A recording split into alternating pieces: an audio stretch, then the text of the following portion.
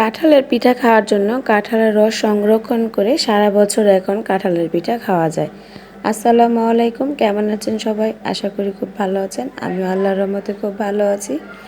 কাঁঠালের পিঠা খাওয়ার জন্য আমি ব্লেন্ডারের রস তৈরি করি, সেটা আমি ফ্রিজে রেখে সারা বছরই তৈরি করে পিঠা খাই। আজকে আমি আপনাদেরকে সেই রেসিপিটি দিব। পিঠাটা খাওয়ার জন্য আমি কাঁঠালটা খুলে ব্লেন্ডারে ব্লেন্ড করে রস করে নিয়েছি। এই রসটা আমি ফ্রিজে রেখে অনেক দিন খেতে পারবো। এই জন্য সামান্য পরিমাণ লবণ দিয়ে দিলাম কাঁঠালের রসের সাথে, এবং দিয়ে দেব সামান্য পরিমাণ চিনি। এখানে যেহেতু কাঁঠালটা অনেক মিষ্টি ছিল, সেজন্য আমি সামান্য পরিমাণে চিনি দিব। আপনি আপনার পরিমাণ মতো চিনি দিবেন, আপনি যেরকম মিষ্টি খেতে চান সেরকম। এটা খুব ভালো করে মেখে নিয়ে নিব, যেন চিনি এবং লবণটা ভালো করে মিশে যায়। দুটো ভালো করে মিশানো হয়ে গেলে এখান থেকে আমি কিছুটা রস কৌটার মধ্যে রেখে দেব, এবং আমি আমার সুবিধা মতন বের করে আবার পিঠা খাবো। আগে পিঠা তৈরি করার জন্য কাঁঠালের সাথে আতপ চাল রেখে ভিজিয়ে সেটা পাটা পুতা দিয়ে ভালো করে বেটে খেতে হতো। এখন অবশ্যই এভাবেই খাওয়াটা খুবই সহজ। এই পিঠা খাওয়ার জন্য আমি এখানে চালের গুঁড়ি, আতপ চাউলের গুঁড়িটা ভেজে নিয়েছিলাম, যেটাকে বলা হয় শুকনা গুঁড়ি। ভালো করে ভেজে আমি কোটা রেখে দিয়েছি, সেইখান থেকে চালের গুঁড়িটা নিয়ে নিয়েছি। এই গুঁড়িটা অবশ্যই ভাজা এবং শুকনা গুঁড়ি হতে হবে। আর গুঁড়িটা আমি একবারে দিব না, অল্প অল্প করে দিব এবং মাখবো, যেন বেশি পরিমাণ না হয়। খুব শক্ত হয়ে গেলে এই পিঠাটা সফট হবে না, খেতে ভালো লাগবে না।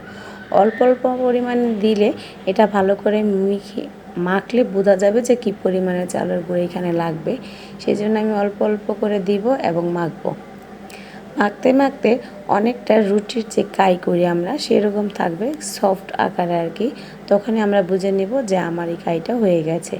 যেমন এই যে আমার এই কাইটা হয়ে গেছে, এটা দেখলে আপনি বুঝতে পারছেন যে কী পরিমাণে সফট হয়েছে।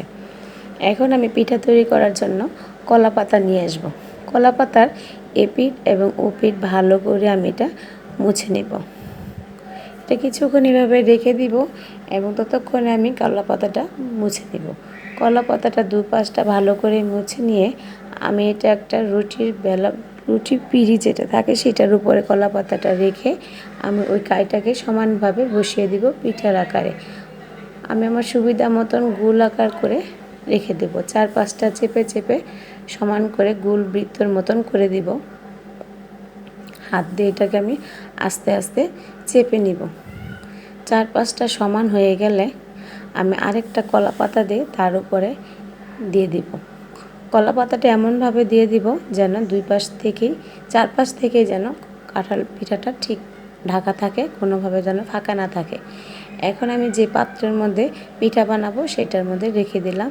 এটা একটা ইলেকট্রিক চুলা, সেটার মধ্যে দিয়ে আমি পিঠাটা তৈরি করব। অনেকটা কেকের মতন, যেন ভিতরে হাওয়া না যায় সেরকমভাবে চাপা থাকে, দিয়ে দিব। যখন এ পিঠ ও পিঠ দুই পিঠ থেকে এটা আমি ভাজা নেব, কলা পাতাটা যেন পুড়ে না যায় সেদিকে খেয়াল রাখবো। এরকম একটা টিথপিক দিয়ে আমি চেক করে নিয়ে নিব। যখন দেখবো যে সফট হয়ে চলে আসছে, তখন আমি পিঠাটা উঠিয়ে নেব। এই তো আমার পিঠাটা হয়ে গেছে। এখন আমি পিঠাটা থেকে যে কলা পাতাটা আছে সেটা আমি উঠিয়ে নেব। এরকম পোড়া পোড়া আসবে দুপাশ থেকে, তার মানে আমার পিঠাটা হয়ে গেছে। অনেকটা কেকের মতন থাকবে, ভিতরে সফট থাকবে এবং বাইরেতে দেখতে এইরকম দেখা যাবে। দুপাশটা এরকম হয়ে গেলে আমি সুন্দর করে এটাকে কেটে পরিবেশন করব। যদি আপনাদের কাছে ভিডিওটা ভালো লেগে থাকে অবশ্যই কমেন্ট করে জানাবেন, আর যদি কোনো ভুল হয়ে থাকে ক্ষমার দৃষ্টিতে দেখবেন। আজকে এই পর্যন্তই, সবাই ভালো থাকবেন। আল্লাহ হাফেজ।